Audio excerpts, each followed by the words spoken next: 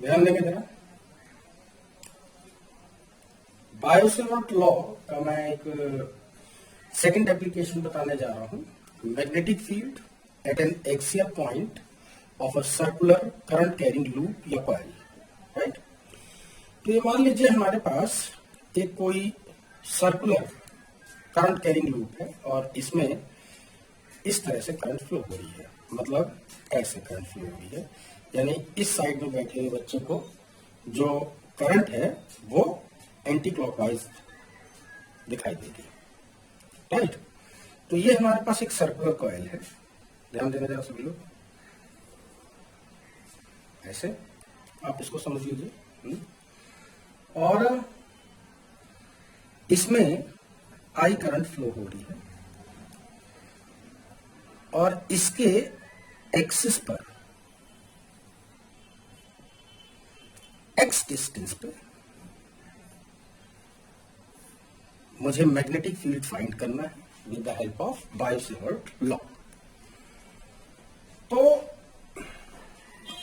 जैसे कि आपको याद ही होगा कि बायो-सेवर्ट लॉ में अगर ये मान लीजिए कोई आई करंट फ्लो हो रही है तो एक छोटे से करंट एलिमेंट आइडियल की वजह से यहां पर किसी पॉइंट पी पर जिसका पोजीशन वेक्टर आर है वो होगा dB is equal to mu naught upon 4 pi I dl cross r upon r cube, right.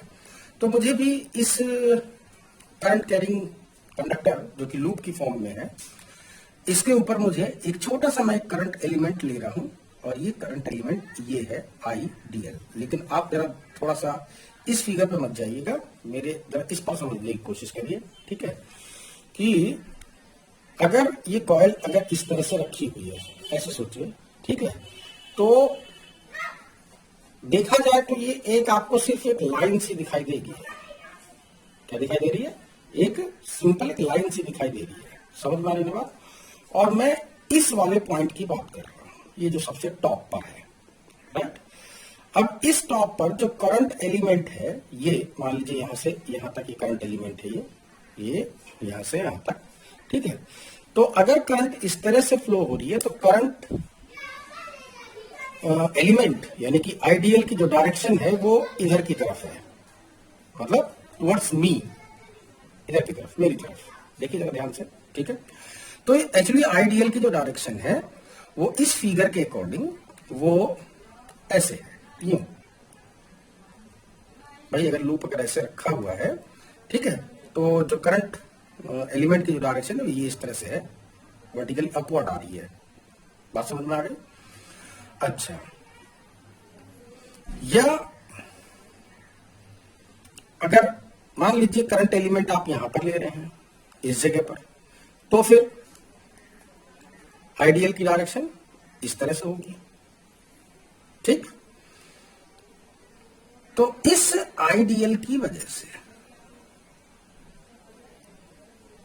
इस पॉइंट P पर जिसका पोजीशन वेक्टर है वेक्टर R, इस पॉइंट पर जो मैग्नेटिक फील्ड होगा dB, वेक्टर dB वो होगा mu naught upon 4 pi I dl cross r upon r cube. और जो इसकी डायरेक्शन होगी वो सेम वही होगी जो dl क्रॉस r की है। बात समझ में आ रही? तो dl की डायरेक्शन इस टाइम पे कैसा है? वर्टिकली अपवर्ड है। और जो वेक्टर r है वो ऐसे है, तो दोनों के बीच का एंगल कितना है? 90 डिग्री। अब जो dl क्रॉस r की डायरेक्शन है, यानी कि ये हो गया वेक्टर dl और ये हो गया वेक्टर r, तो ये जो प्लेन बन रहा है, ये जो प्लेन बन रहा है जो वेक्टर r और वेक्टर dl को कंटेन कर रहा है, इस प्लेन के परपेंडिकुलर अपवर्ड या डाउनवर्ड होगा, राइट। तो अपवर्ड है डाउनवर्ड है वो dl क्रॉस r से निकाल लीजिए। तो अपने सीधे हाथ को dl से r की तरफ ऐसे घुमाएंगे हम लोग, इधर से इधर की तरफ, लाइक दिस। ध्यान से देखेंगे सभी लोग, ऐसे, राइट। तो करंट किधर की तरफ जा रही है? अपने प्लेन के परपेंडिकुलर इधर की तरफ जा रही है। तो अपने प्लेन के परपेंडिकुलर ऐसे है ये dB की डायरेक्शन। मेरे ख्याल से समझ में आ गई होगी बात। तो इस dB का जो मैग्नीट्यूड है वो होगा mu naught upon 4 pi I dl into R into sine of angle between them, तो ये हो गया dl, ये हो गया r, ये एक दूसरे से 90 डिग्री के एंगल पर है, तो ये साइन 90 हो गया, डिवाइडेड बाय आर क्यूब, ये कैंसिल हो जाएगा, आर स्क्वायर टाइम हमारे पास जो बचेगा आई dl बचेगा नीचे, अपॉन में आर स्क्वायर बचेगा। ठीक है, अच्छा अब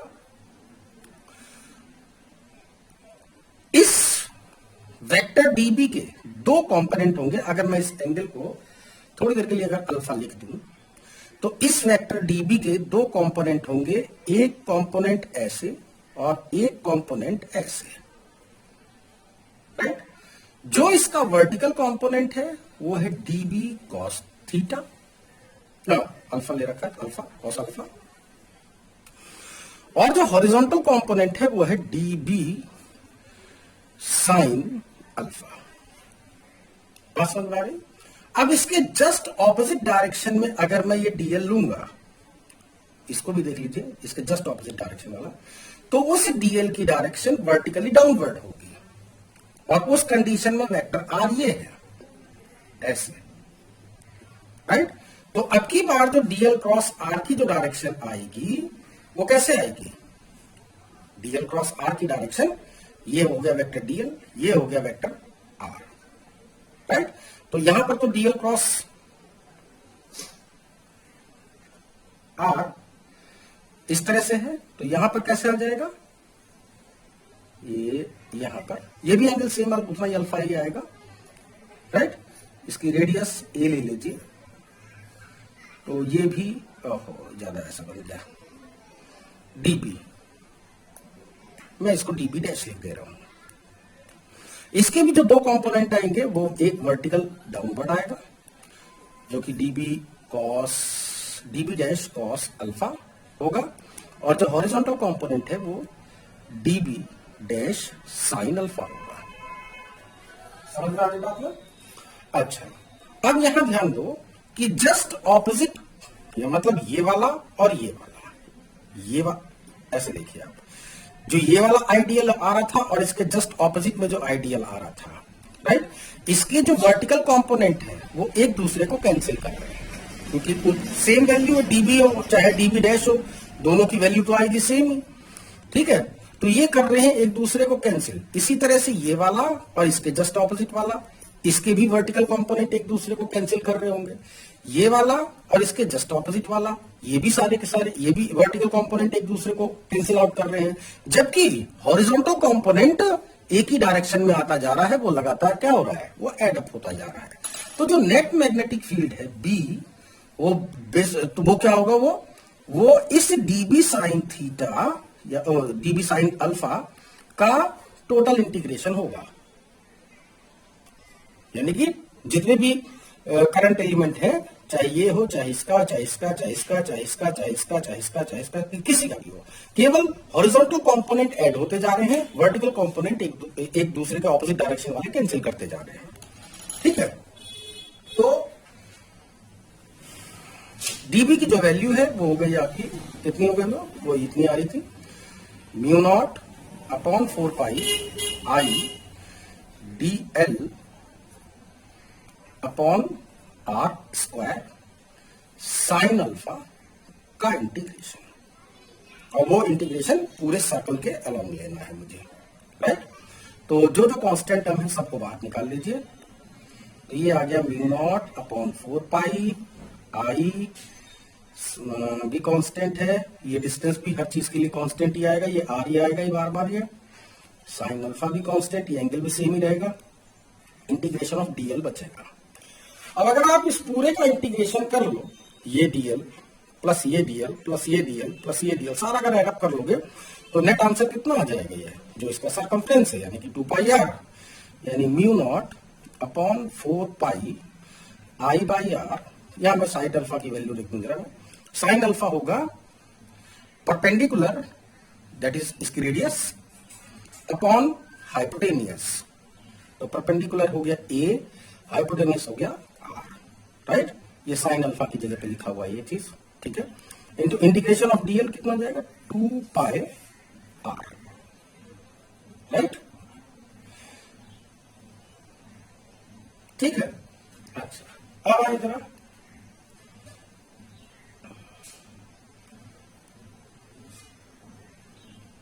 आई अपन आर स्क्वायर है ना, ये आर स्क्वायर, तो ये स्क्वायर हो जाएगा और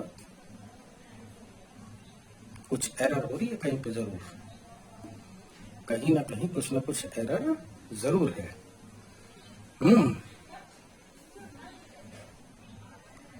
ये आर क्यूब हो गया उस, हाँ भाई ये इसका जो वो है रेडियस है वो ए है ना, तो आपको ये ए लेना है, आर थोड़ी लेना है, आर तो ये है, ठीक है। अब सही है, तो अब आपका बस आंसर आ गया, ये इससे 2 टाइम कैंसिल हो जाएगा, तो mu naught I A square upon R cube. वैसे आर की वैल्यू आप निकाल सकते हो, ये हो गया डिस्टेंस ए, ये हो गया आर, तो पाइथागोरस थ्योरम से आप ये वैल्यू निकाल सकते हो, आर इज इक्वल टू हो जाएगा under root A square plus X square. तो यहां लिख लीजिएगा mu naught I A square upon A square plus X square raise to power 1/2, और इसकी होल पावर 3 है, तो ये टोटल 3/2 हो जाएगा।